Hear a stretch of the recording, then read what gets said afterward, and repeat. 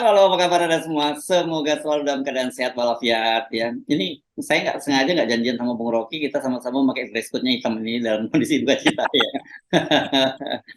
Ini kita lagi tunggu berita duka cita dari Mahkamah Konstitusi sebetulnya nih. Oh gitu ya, iya iya. Ya ini kan tinggal waktu pendaftaran, pembukaan pendaftaran di KPU itu tanggal 20, tanggal 19 Bung Rocky ya. Sekarang sudah tanggal 10, jadi tinggal 9 hari lagi dan ini kan waktunya dipercepat dan dipersingkat hanya 7 hari. Jadi tanggal 25 sudah tutup.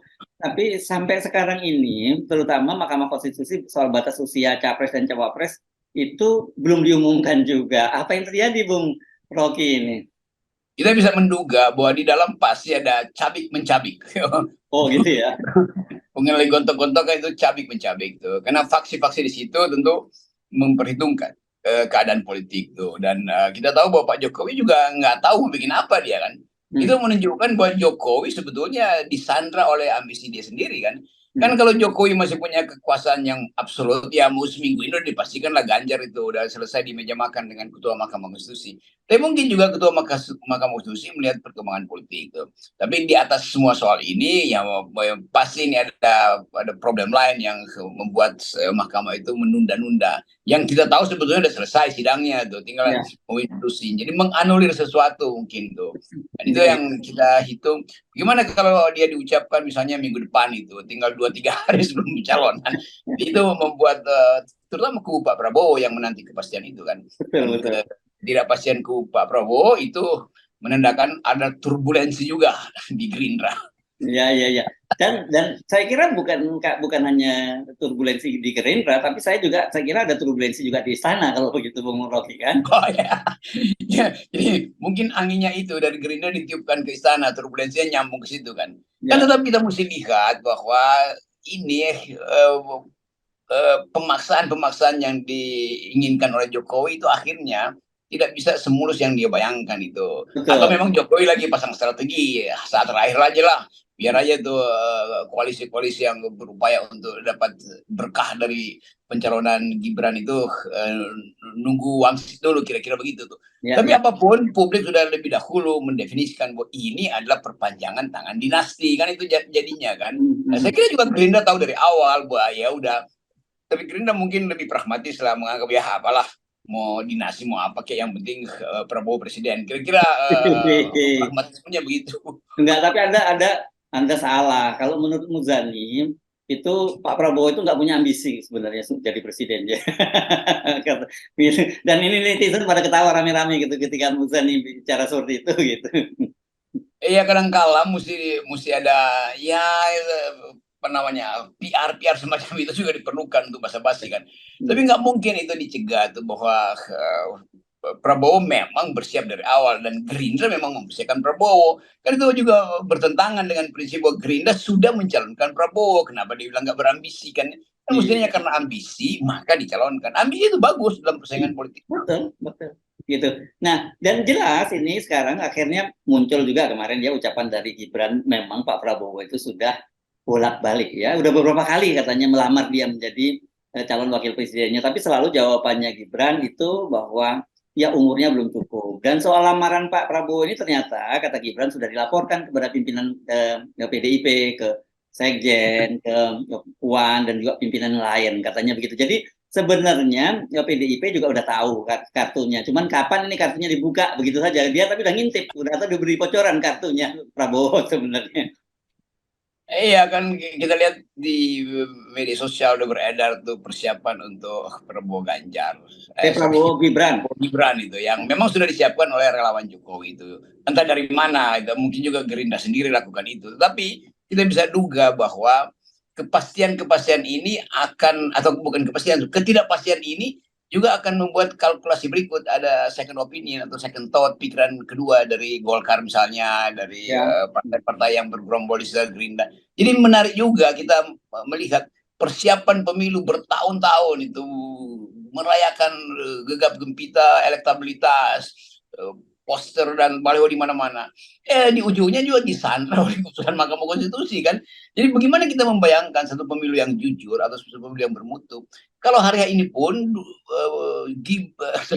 Ganjar dan Prabowo belum punya pasangan calon presiden kan, itu Itu konyolnya di situ. Dan kita mungkin membayangkan apa yang mereka pikirkan kalau seandainya Gibran itu akhirnya ditunggu oleh baik Ganjar maupun Prabowo. Bagaimana kalau Gibran akhirnya lolos tapi dia pergi pada Ganjar? Kan itu problemnya kan. Bagaimana Pak Prabowo atas itu? Atau bagaimana kalau Gibran datang ke Pak Prabowo, Ganjar mau pasang siapa ya?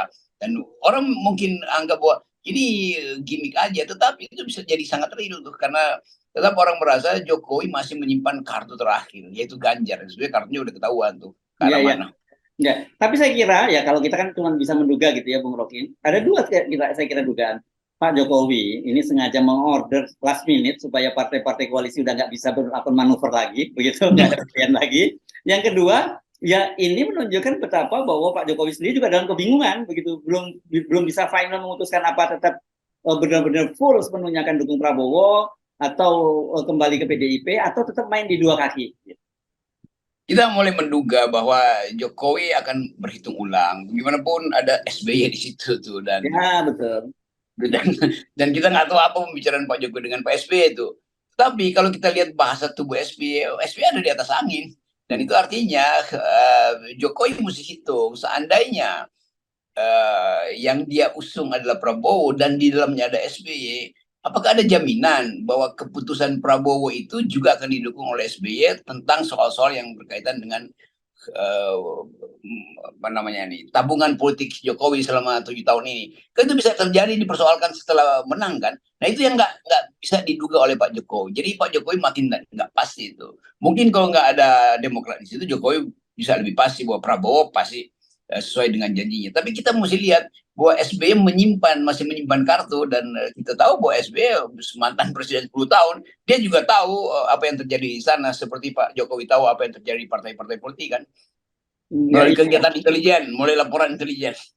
Ya, oke.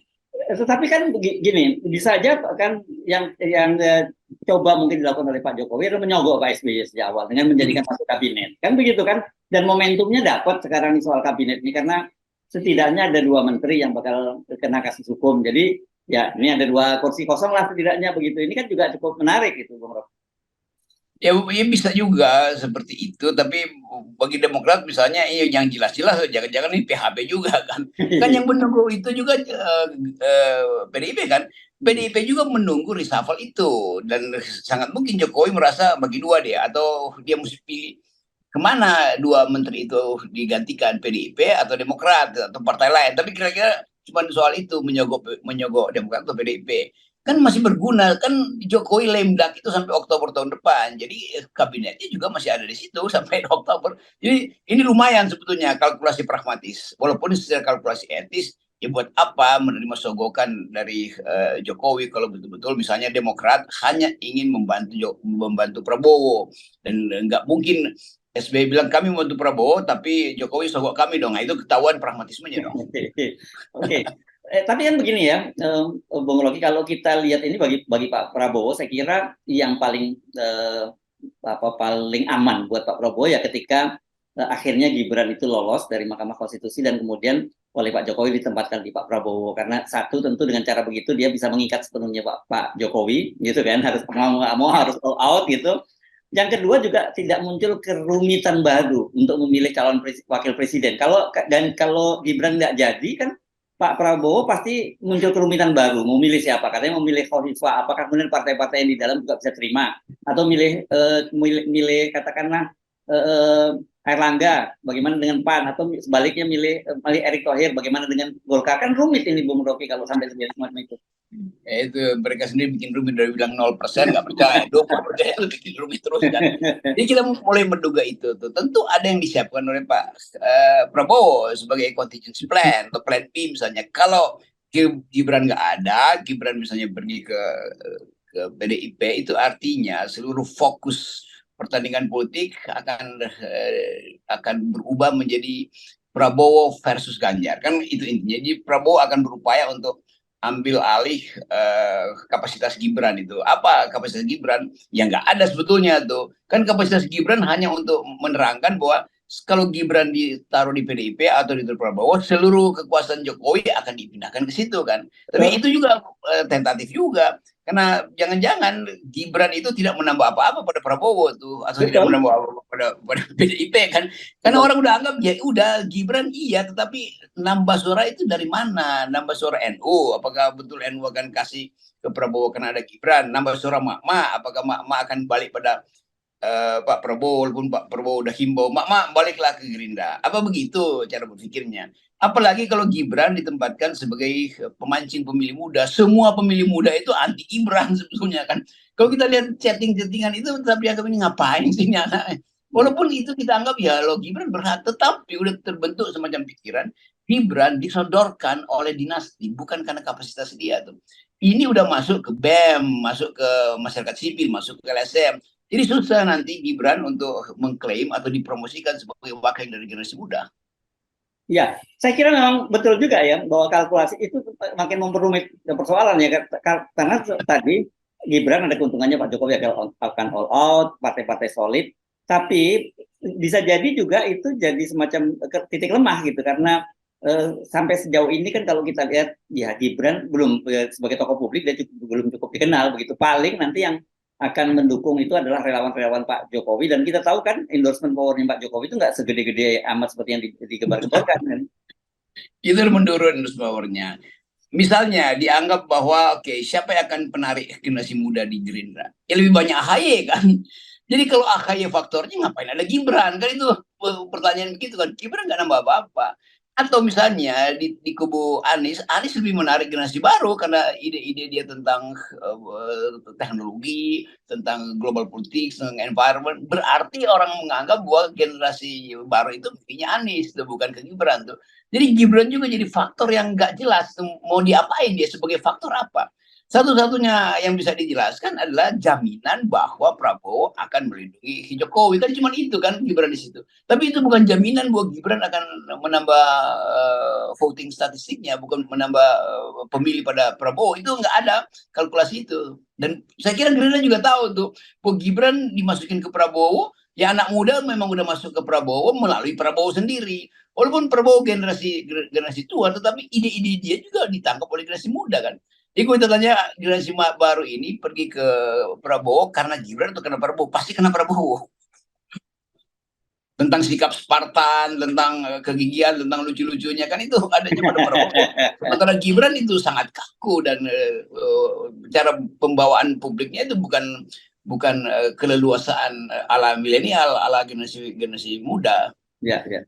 Oke, tapi mungkin ya ini yang saya kira Pak Jokowi tidak bayangkan gitu ya bahwa akhirnya kan satu persatu skenario Pak Jokowi itu berantakan. Nah, kita yang terakhir ini kita belum tahu apakah juga akan ikut berantakan atau tidak. Tapi kalau sampai last minute begini saja belum bisa menentukan itu kan menunjukkan ada sesuatu lah gitu di balik itu gitu. Dan saya kira bukan tidak mungkin terjadi juga bisa berantakan sama seperti skenario sebelumnya ketika dia ingin memperpanjang masa jabatannya, menunda pemilu atau memperpanjang masa dan mengubah masa jabatan sampai 3 periode kan semua berantakan semua juga gitu. Ini berantakannya pikiran Jokowi itu akhirnya bercabang-cabang justru karena beliau terlalu sering mengintip keadaan di partai politik melalui intelijen. Coba dia nggak ngintip, dia pasti lebih tegar atau lebih tega memutuskan.